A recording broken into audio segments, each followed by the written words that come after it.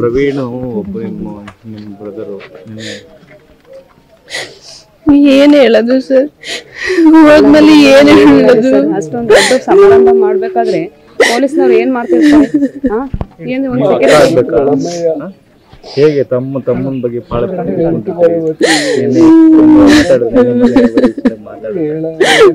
ಏನು ಮಾತಾಡಕ್ಕಾಗಲ್ಲ.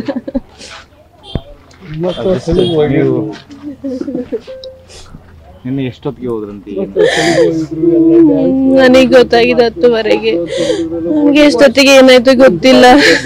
ಏನ್ ಕೆಲಸ ಮಾಡ್ಕೊಂಡಿದ್ರು? ಒಂದು ಬೈಕ್ ಮೆಕ್ಯಾನಿಕ್ ಹಾಸನಲ್ಲಿ ಇಂಡಸ್ಟ್ರಿಯಲ್ ಏರಿಯಾದಲ್ಲಿ.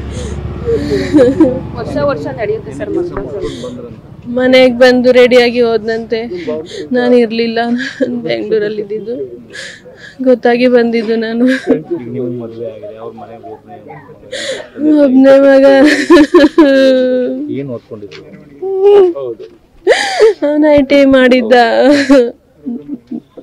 ಮಾಡ್ಕೊಂಡು ತಂದೆ ತಾಯಿಗೆ ಅವರೇ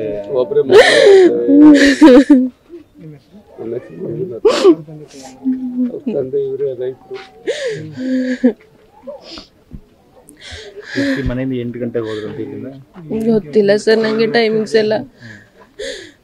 ಪ್ರತಿ ವರ್ಷ ಹೋಗೋರು ಅಲ್ಲಿಗೆ ಹೋಗ್ತಾ ಇದ್ರು ಎಲ್ರು.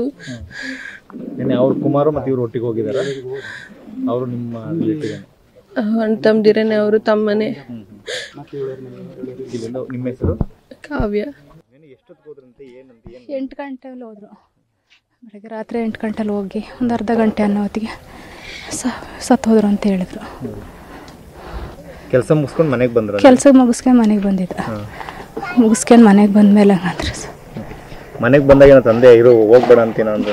ಅಮ್ಮ ಹೋಗ್ಬೇಡಿ ಅಂತ ಅಂದ್ರು ಬರ್ತೀನಿ ಅಂದ್ಕೊಂಡು ಹೋದ. ಅಲ್ಲಿ ಗಣೇಶನ ನೋಡ್ಕೊಂಡು ಬರ್ತೀನಿ ಅಂತ. ಈಗ ಮನೆಗೆ ಪಾಪ ಅವರೇ ಈಗ ಮಾತಾಡೋಕ್ಕಾಯ್ತಲ್ಲ ಸರ್. ನಿಮ್ಮ ಹೆಸರೇನು? ವಿಜಯಲಕ್ಷ್ಮಿ.